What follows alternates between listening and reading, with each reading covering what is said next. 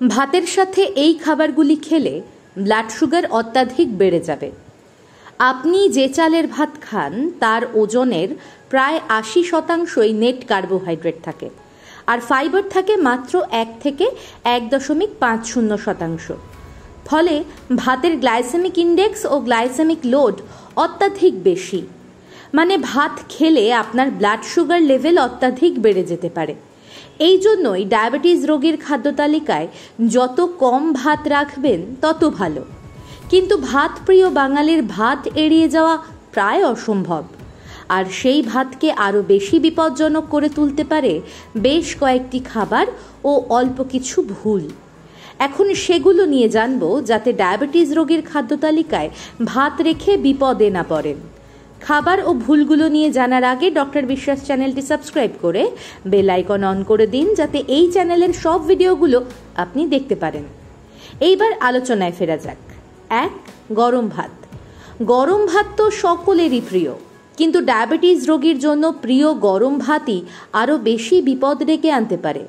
আপনি যদি ভাত রান্না করে তাকে ঠান্ডা করে আবার গরম করেন, তাহলে রেট্রোগ্রেডেশন পদ্ধতির জন্য ভাতের স্টার্চের কিছুটা অংশ টাইপ 3 রেজিস্ট্যান্সে পরিণত হয়। ফলে ভাতের গ্লাইসেমিক ইন্ডেক্স কিছুটা কমে যায়। গ্লাইসেমিক ইন্ডেক্স কমে গেলে ব্লাড সুগারও আগের থেকে কম বাড়ায়। ফলে আপনি যদি ভাতকে বেশি ডায়াবেটিস ফ্রেন্ডলি করে তুলতে চান, তাকে ঠান্ডা করে ফের গরম করে খান। ২. ভাতের সাথে আলু। কোনো খাবারের গ্লাইসেমিক ইন্ডেক্স যত বেশি, খাবারটি তত বেশি ব্লাড সুগার বাড়ায়। চীনাবাদামের গ্লাইসেমিক ইন্ডেক্স 14, ফলে চীনাবাদাম খুবই কম ব্লাড সুগার বাড়ায়।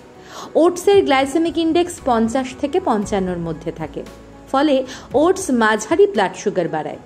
চিনির গ্লাইসেমিক ইন্ডেক্স 65, মানে চিনি বেশি ব্লাড সুগার বাড়াবে। সাদা চালের গ্লাইসেমিক ইন্ডেক্স 72 বা তার বেশি। এই জন্য ভাত চিনির থেকেও দ্রুত ব্লাড সুগার বাড়াতে পারে। আলুর গ্লাইসেমিক ইন্ডেক্স 80 থেকে 110 হতে পারে।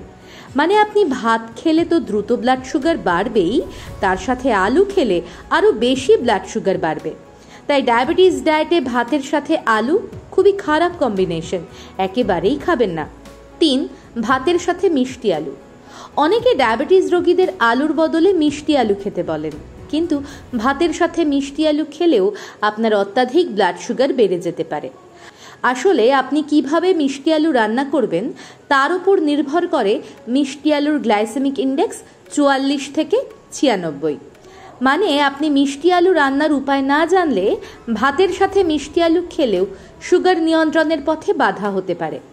ডায়াবেটিস রোগীরা কিভাবে মিষ্টি আলু খাবেন সেটা নিয়ে একটি ভিডিও ডক্টর বিশ্বাস চ্যানেলে আছে, সময় করে দেখে নেবেন। ৪. ভাতের সাথে কচু ও ওল। কচু ও ওলের গ্লাইসেমিক ইন্ডেক্স 48 থেকে 55-এর মধ্যে, মানে আলুর থেকে বেশ কম। তারপরও যেহেতু ভাতের গ্লাইসেমিক ইন্ডেক্স অত্যাধিক বেশি, তাই কচু ওলের মতো মাঝারি গ্লাইসেমিক ইন্ডেক্সের খাবার ভাতের সাথে খেলেও সুগার নিয়ন্ত্রণ কঠিন হবে। কচু ওলের মতো খাবার ভাতের সাথে খেতে গেলে ভাতের সাথে আরও কিছু কম গ্লাইসেমিক ইন্ডেক্সের খাবার খাওয়া উচিত। ৫. ডায়াবেটিস ডায়েটের 1:4 নিয়ম। বাঙালির চিরকাল এক থালা ভাত নিয়ে বসার অভ্যাস। সুগার নিয়ন্ত্রণ করতে চাইলে আপনাকে এই অভ্যাসটি প্রথমে ত্যাগ করতে হবে। থালাকে 4 ভাগ করে নিন। 4 ভাগের মাত্র 1 ভাগ থাকবে ভাত, 2 ভাগ কম গ্লাইসেমিক ইন্ডেক্সের শাকসবজি, আর বাকি 1 ভাগ মাছ, ডালের মতো প্রোটিন ও ফ্যাট জাতীয় খাবার। আপনি যদি ডায়াবেটিস ডায়েটের এই 1:4 নিয়ম মেনে চলতে পারেন, ডায়াবেটিস নিয়ন্ত্রণ অনেক অনেক সহজ হয়ে যাবে। ৬. সাদা চালের ভাত।